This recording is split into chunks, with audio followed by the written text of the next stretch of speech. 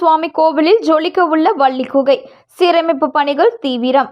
முருகனின் அறுபடை வீடுகளில் இரண்டாம் படை வீடான திருச்செந்தூர் முருகன் கோவிலுக்கு நாள்தோறும் ஏராளமான பக்தர்கள் வருகை தருவார்கள். திருவிழா மற்றும் விடுமுறை தினங்களில் லட்சக்கணக்கான பக்தர்கள் வருகை தந்து சுவாமி தரிசனம் செய்வார்கள்.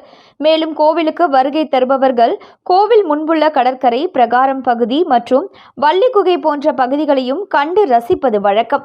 இந்த நிலையில் கடந்த 2022ஆம் ஆண்டு HCL நிறுவனம் 200 கோடி ரூபாயும், தமிழக அரசு 100 கோடி ரூபாயும் என மொத்தம் 300 கோடி ரூபாயில் திருச்செந்தூர் சுப்பிரமணிய சுவாமி கோவில் மற்றும் அதை சுற்றியுள்ள பகுதிகளில் அனைத்து பெருந்திட்ட வளாக பணிகள் திட்டத்தின் கீழ் சீரமைக்கப்பட்டு வருகிறது. மேலும் வருகின்ற ஜூலை மாதம் 7ஆம் தேதி கும்பாபிஷேகமும் நடைபெற உள்ளது. இதற்காக கோவில் ராஜகோபுரம், கும்ப கலசங்கள், விடுதிகள், கோவில் வளாகங்கள் என அனைத்தும் சீரமைக்கப்பட்டு வருகிறது.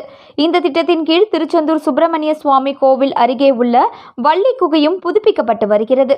இந்த குகையின் உள்ளே முருகன் மற்றும் வள்ளி புராணத்தை சித்தரிக்கும் ஓவியங்கள் மற்றும் சிலைகள் உள்ளன.